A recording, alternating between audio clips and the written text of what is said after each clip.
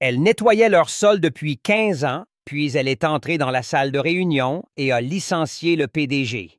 Il l'appelait Mademoiselle Denise, pas Denise Jenkins, pas Denise du service comptabilité, pas Madame Jenkins, comme elle l'aurait préféré, juste Mademoiselle Denise, la femme de ménage.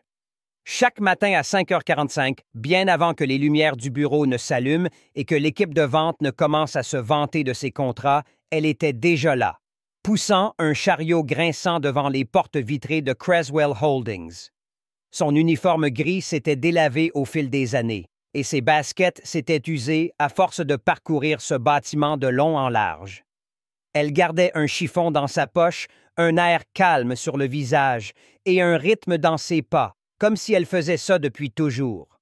Et d'une certaine manière, c'était le cas. 15 ans. 15 ans à ramasser des serviettes froissées dans les salles de réunion, à récupérer des emballages de chewing-gum sur le sol de la salle de pause et à essuyer les empreintes sur les boutons d'ascenseur que personne d'autre ne semblait jamais nettoyer. Pour la plupart des employés, elle se fondait dans le décor comme du papier peint. Si elle était dans la pièce, il parlait à travers elle, comme si elle était invisible. Sauf pour quelques rares personnes, souvent des stagiaires ou des intérimaires qui n'avaient pas encore appris que faire semblant de ne pas la voir faisait partie de la culture d'entreprise. Mais Denise n'était pas amère, du moins pas au début. Elle gardait la tête baissée, la bouche fermée, et elle écoutait. Écoutait les rires venant des bureaux d'angle. Écoutait les conversations que les gens ne jugeaient pas nécessaire de chuchoter. Les blagues, l'arrogance, les mensonges. Elle apprenait tout ce qu'il y avait à savoir avec une serpillière et une bonne paire d'oreilles. Un jour, un employé du marketing a laissé un sandwich entier sur une poubelle, pas dedans. Denise l'a ramassé, jeté sans un mot. Il est passé à côté d'elle, n'a même pas dit merci, juste « Assurez-vous que la moquette soit sèche avant la réunion de 15 heures. » Elle a souri et hoché la tête. Ce n'était pas la première fois, et ce ne serait pas la dernière. Au 4e étage, un des vice-présidents seniors, Douglas Fairbanks, bruyant et sentant toujours trop fort l'eau de Cologne, a ri un jour avec son assistante en disant « Tu imagines travailler ici toute ta vie et ne même pas avoir de bureau? » Elle l'a entendu. Il s'en fichait. Il ne savait pas qui elle était. Aucun d'eux ne le savait. Ce bâtiment était rempli de gens qui pensaient que leur titre leur donnait de la valeur, que le respect se gagnait avec des objectifs trimestriels et des réunions de 10 heures qui auraient pu être des emails. Ils ne savaient pas que Denise n'avait pas besoin de leur validation, car Denise possédait plus de parts de cette entreprise que quiconque dans ce bâtiment. Mais elle n'en avait parlé à personne. Pas encore. Et alors qu'elle poussait son chariot devant les bureaux exécutifs ce matin-là, s'arrêtant pour essuyer une paroi vitrée où des empreintes brouillaient le logo de l'entreprise, son téléphone a vibré discrètement dans sa poche. Un message, une seule phrase. « Nous sommes prêts quand vous l'êtes. » Et bon, Elle a rangé le téléphone, son expression indéchiffrable.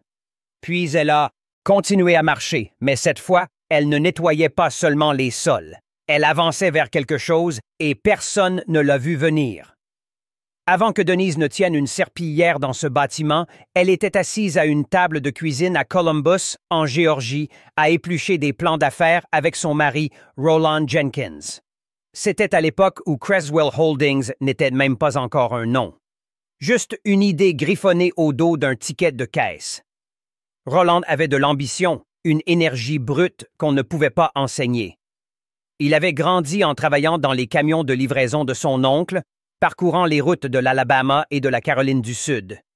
Il connaissait la logistique sur le bout des doigts, avant même qu'on ne parle de chaîne d'approvisionnement. Denise, elle, était le cerveau dans l'ombre. Elle parlait peu en public, mais elle avait une manière aiguisée d'analyser les problèmes, de les décomposer en silence et de repérer ce qui n'allait pas. En 1998, Roland et un ami nommé Curtis Banning ont rassemblé assez d'argent pour lancer une entreprise de courtage de fret avec un seul bureau loué, 2 téléphones à clapet et un fax qui fonctionnait à peine. Denise a été la première à investir. Son père lui avait laissé un petit héritage à sa mort, une assurance vie que la plupart auraient utilisée pour un acompte sur une maison. Mais Denise avait une autre idée. « Mets-le à ton nom », a-t-elle dit à Roland un soir. « Je reste en arrière-plan. Personne n'a besoin de savoir. » Il l'a regardé de l'autre côté de la table et a dit « T'es sûr? »«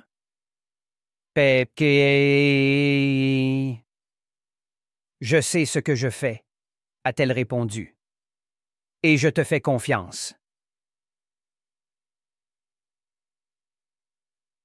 Au cours des 6 années suivantes, l'entreprise a explosé.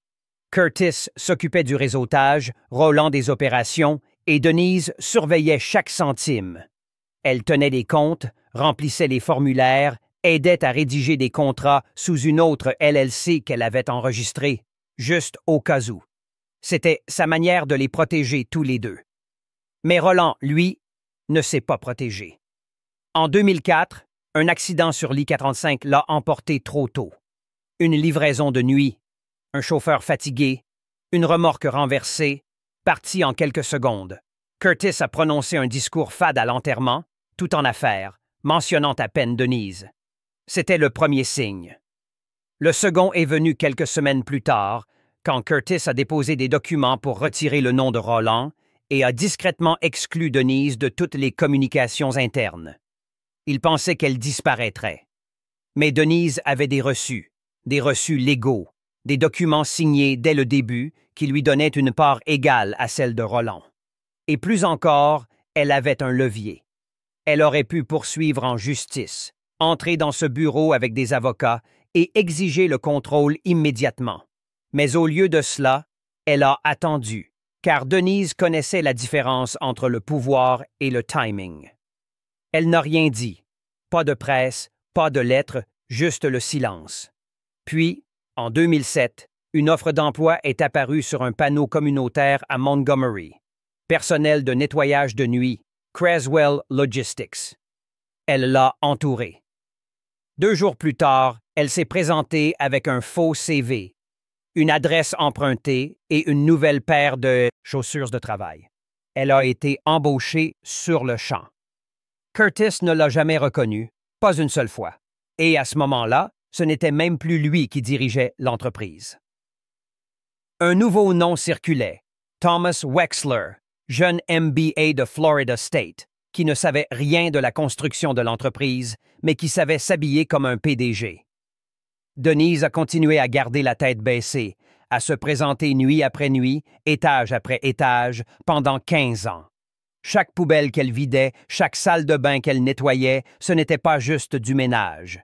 C'était de la surveillance. Elle écoutait, observait, attendait et gardait chaque reçu. Mais ce qu'on enterre finit toujours par remonter à la surface, et Denise en avait presque fini de creuser. Au bout de 10 ans, Denise connaissait chaque recoin du siège de Creswell à Birmingham, Alabama. Elle savait quel couloir avait une planche de plancher branlante, quel micro-ondes faisait des étincelles quand on le fermait trop fort, et quel directeur utilisait régulièrement les cartes de l'entreprise pour des dîners personnels. Elle n'avait plus besoin de deviner. Elle savait exactement ce qui se passait.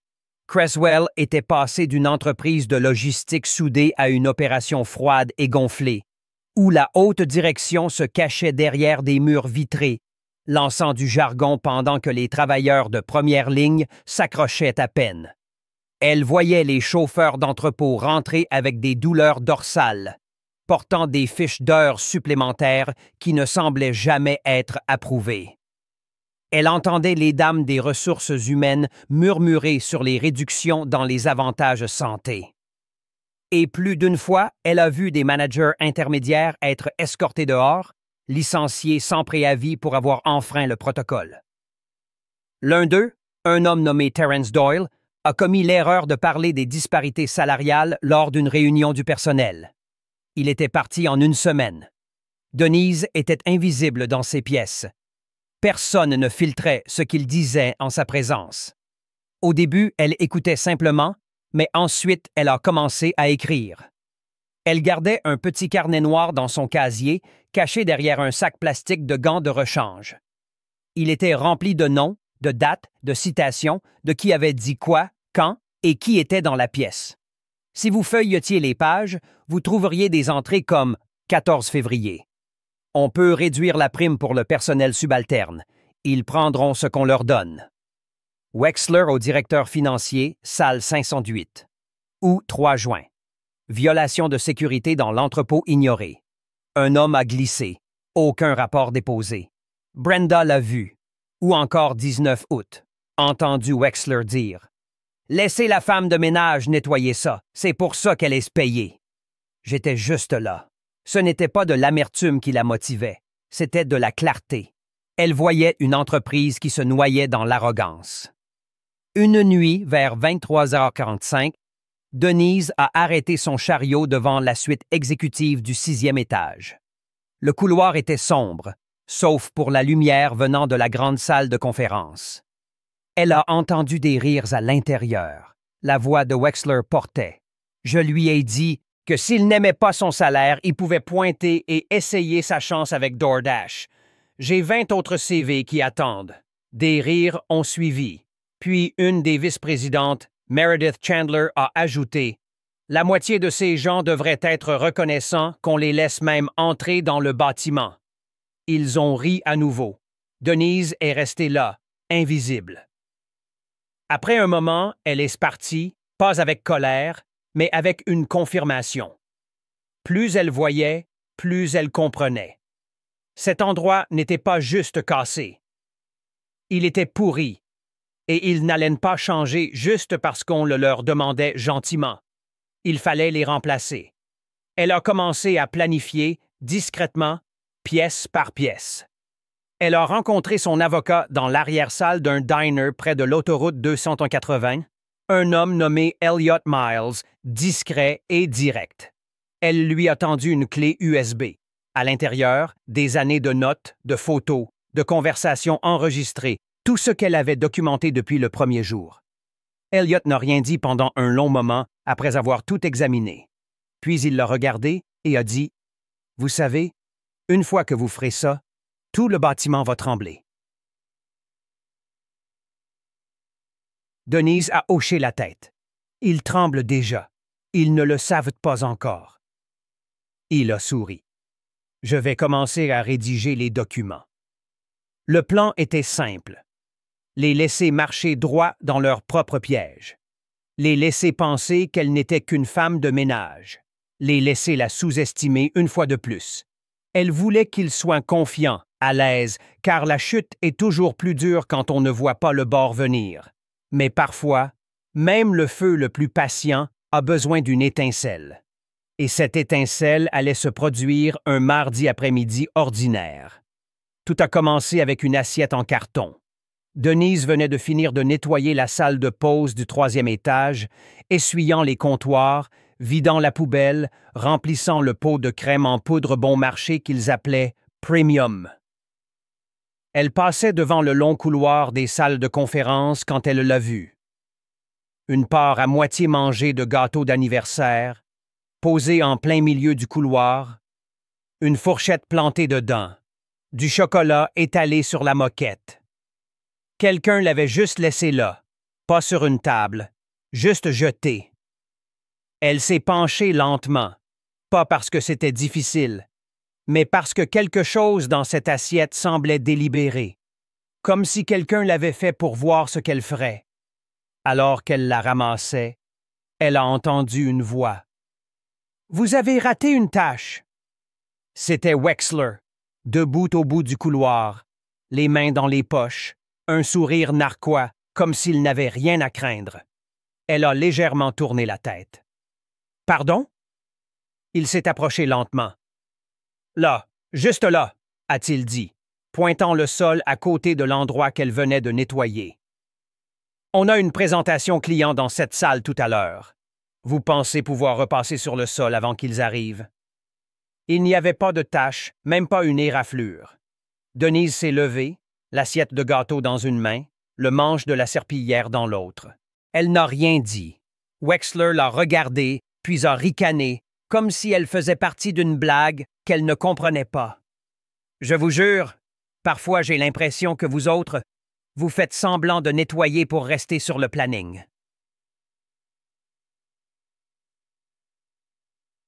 Ses yeux se sont plissés, juste une seconde.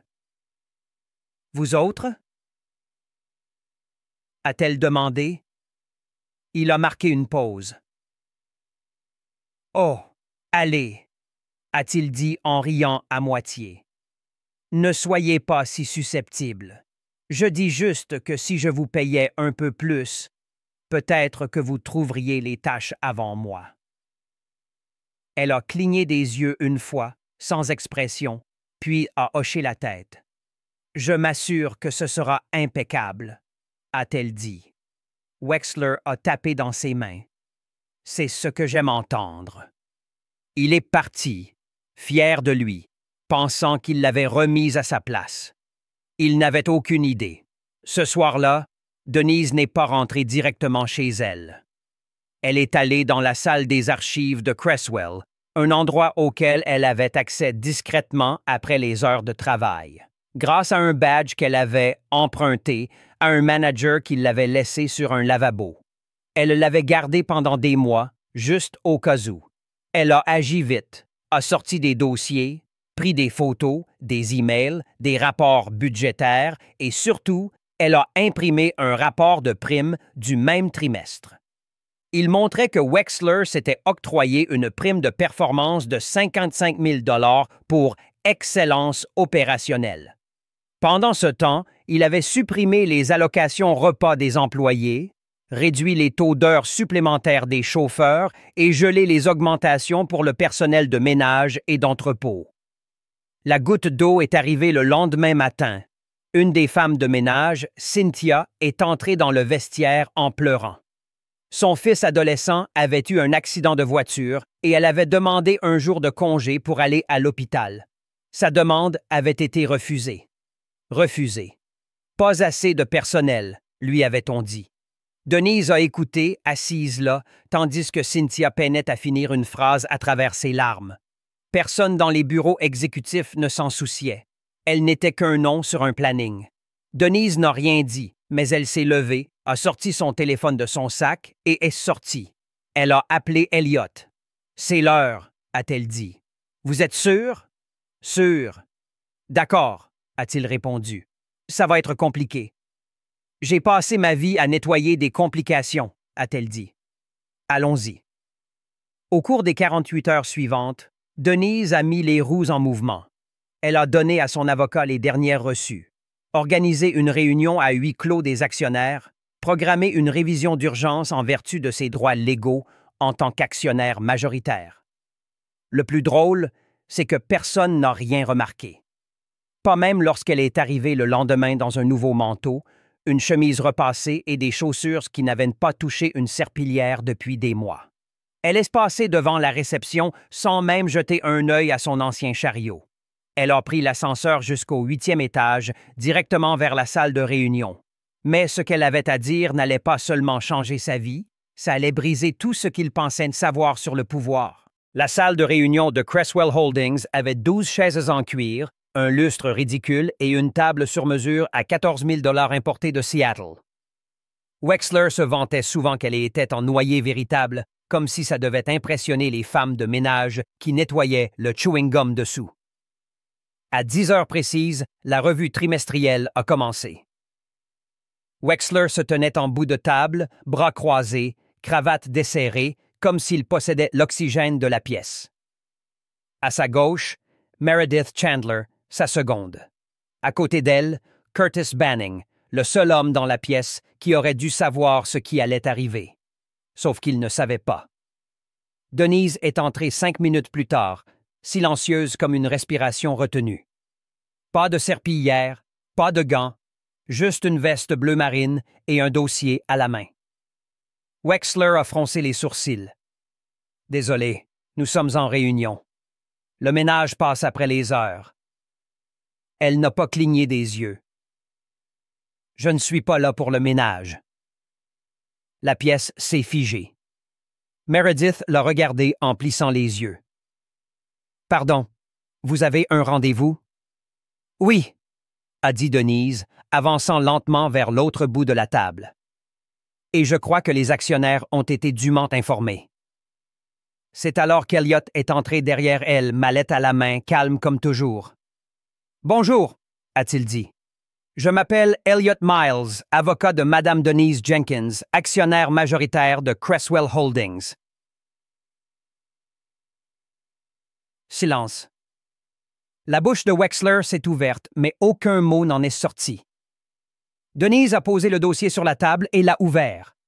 À l'intérieur, des accords de partenariat signés en 1998, des documents de propriété mis à jour et une lettre notariée transférant tous les droits de vote à son nom à la mort de Roland Jenkins. Curtis s'est agité sur son siège comme si le sol s'était dérobé sous ses pieds. « Non, » a-t-il murmuré. « Ce n'est pas possible. » Denise s'est tournée vers lui. « Tu te souviens des contrats, Curtis? Tu as aidé à les rédiger. » Il n'a pas répondu. Elle a avancé, sa voix calme et basse. Pendant 15 ans, j'ai vu cet endroit devenir méconnaissable.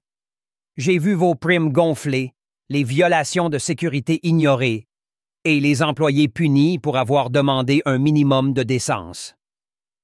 Elle a regardé Wexler droit dans les yeux. Et je t'ai vu transformer l'entreprise de mon mari en terrain de jeu pour ton ego. Wexler a essayé de rire mal à l'aise. C'est une erreur. Je ne sais pas quelle arnaque c'est. Ce n'est pas une arnaque, a interrompu Elliot. Tous les documents ont été vérifiés, et à partir de ce moment, Mme Jenkins a convoqué un vote de défiance contre le PDG actuel.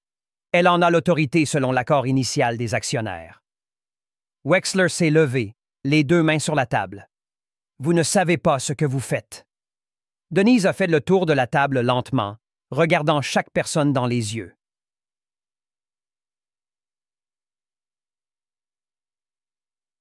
15 ans, a-t-elle dit. Vous m'avez tous ignoré comme si je n'étais même pas là. Vous avez laissé des gens souffrir. Vous avez laissé cette entreprise pourrir. Je vous ai donné toutes les chances de montrer un peu d'humanité. Elle s'est arrêtée à la chaise de Wexler. Et vous avez échoué. Il est devenu rouge. Vous pensez que vous pouvez juste entrer ici et prendre le contrôle? Elle s'est penchée vers lui. Je suis l'entreprise. Elliot a posé une petite pile de lettres devant chaque membre du conseil. À effet immédiat, le contrat de M. Thomas Wexler est résilié. La sécurité a été informée. La voix de Wexler s'est brisée. Vous ne pouvez pas faire ça. Curtis a murmuré dans sa barbe. Elle l'a déjà fait. La sécurité est entrée quelques secondes plus tard. Ils n'ont rien dit. Ils ont juste attendu. Wexler a cherché du soutien autour de la table, n'en a trouvé aucun. Il a pris son téléphone, son orgueil, et est sorti en trombe, suivi de près par Meredith, qui s'est soudainement souvenu qu'elle avait une autre réunion. Une fois la pièce vide, Denise s'est tournée vers le conseil. « Je ne suis pas ici pour jouer les patrons, » a-t-elle dit. «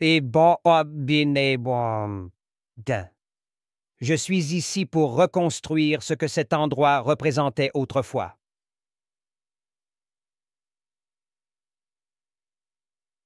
Un des membres les plus jeunes du conseil, Jonas Evers, à peine 30 ans, a levé la main. « Qu'est-ce que vous voulez faire en premier? »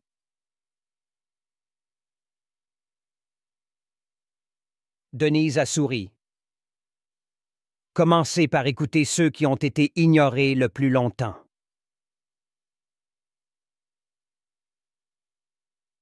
Elle a fermé le dossier. Le changement commence aujourd'hui.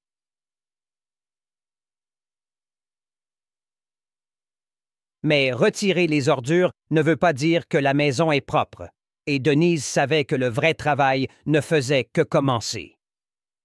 Le lundi matin suivant, Denise s'est garée pour la première fois sur le parking exécutif. Ça ne lui plaisait pas. Pas à cause de la place. Elle était plus grande, plus proche, à l'abri de la pluie. Mais quelque chose dans ce parking semblait déconnecté, comme réservé à des gens qui ne savaient pas ce que c'était de transpirer. Pourtant, elle s'est garée, est entrée, la tête haute. Elle a salué la réceptionniste par son prénom. « Bonjour, Tasha. » La jeune femme a cligné des yeux.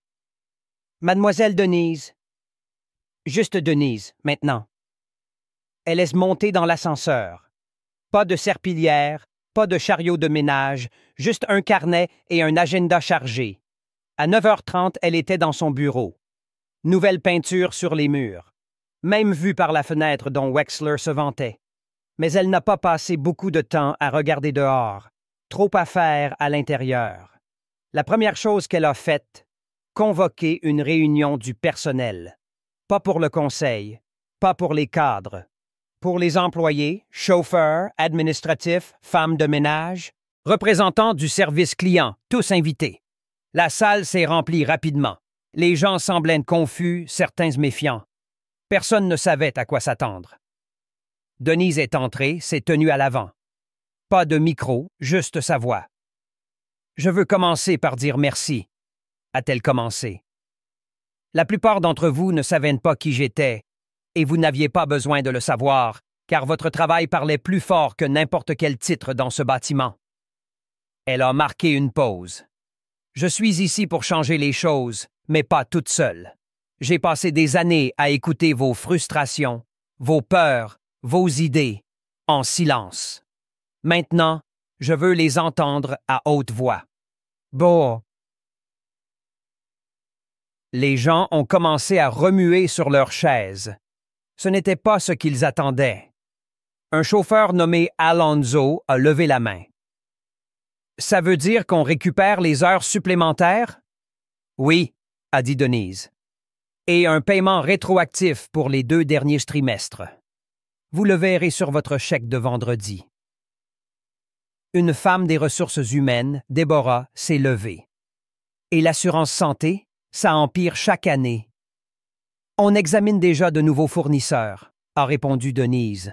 « Et chaque employé recevra un sondage pour donner son avis. Plus de décisions prises en coulisses concernant votre bien-être. » Il n'y avait pas d'applaudissements, pas de réactions exagérées, juste du silence. Puis des murmures, les gens se tournant les uns vers les autres, réalisant lentement qu'elle était sérieuse.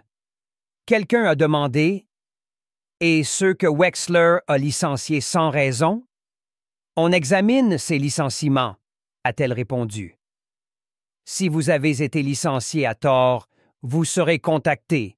Pas de garantie, mais votre nom sera au moins lavé. » Une voix du fond. « Vous êtes vraiment la propriétaire? » Denise a souri. « Je l'ai toujours été. » Elle a conclu la réunion par une seule promesse. « Si vous parlez, je vous écouterai. Et si vous travaillez, vous serez respecté. »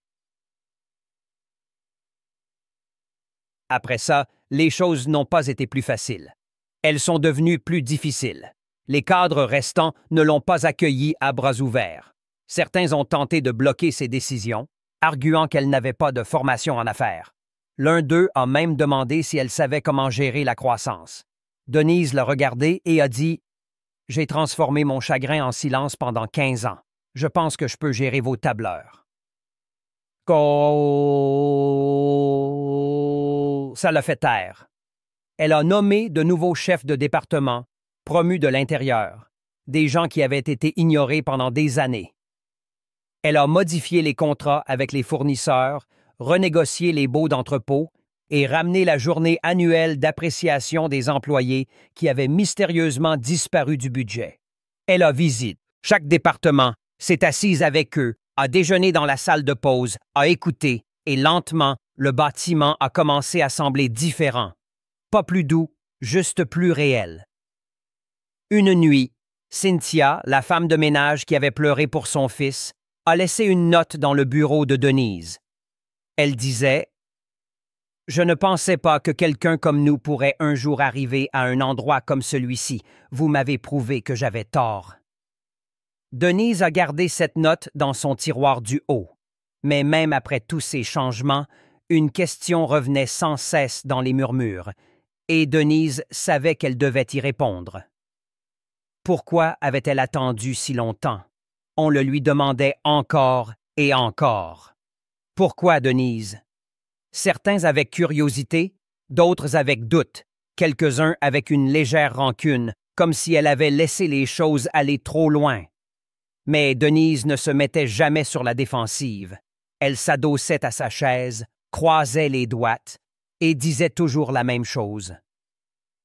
Parce que le pouvoir n'a de sens que si vous savez comment l'utiliser. Denise n'avait pas attendu par peur. Elle avait attendu parce que l'entreprise devait montrer qui elle était sans son influence. Elle devait le voir de ses propres yeux.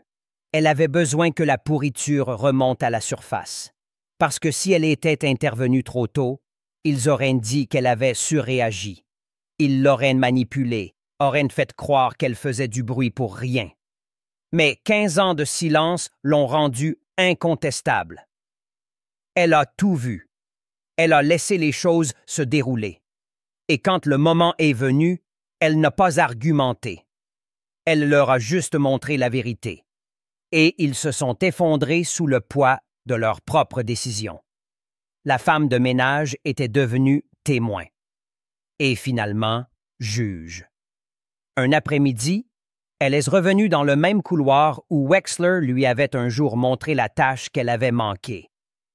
Même moquette, même lumière, sauf que maintenant, c'était impeccable et personne n'osait lui parler de haut. Un stagiaire l'a croisée dans le couloir, a ralenti et a dit nerveusement « Bonjour, Madame Jenkins ». Elle a souri. Juste Denise. Cet après-midi-là, elle a organisé un petit rassemblement pour le personnel dans la cour de l'entreprise. Pas de discours, pas de banderoles, juste des food trucks, des chaises pliantes et des gens qui riaient à nouveau. Alonzo, le chauffeur, a fait teinter sa canette de soda contre la sienne. « Au silencieux », a-t-il dit. Denise a levé sa canette. À ceux qu'ils n'ont jamais vu venir. La leçon n'était pas seulement dans son titre de propriétaire. C'était dans la facilité avec laquelle nous jugeons les gens par leur uniforme, dans notre empressement à parler par-dessus quelqu'un qui tient une serpillière, dans notre rapidité à associer la valeur à un titre ou à un bureau d'angle. Denise n'était pas une exception. Elle était un rappel. Les gens ne sont pas invisibles juste parce qu'on arrête de les regarder. Et parfois, la personne qui balaye le sol est celle qui a construit la maison. Alors, si vous travaillez avec quelqu'un à qui vous n'avez jamais vraiment parlé, peut-être arrêtez-vous et dites bonjour. On ne sait jamais qui tient les clés de tout le bâtiment. Si cette histoire vous a fait réfléchir, même une seconde, partagez-la. Parce que quelque part, en ce moment, une autre Mademoiselle Denise est ignorée, rabaissée, effacée, et peut-être, juste peut-être, elle observe. Faites-lui savoir qu'on la voit.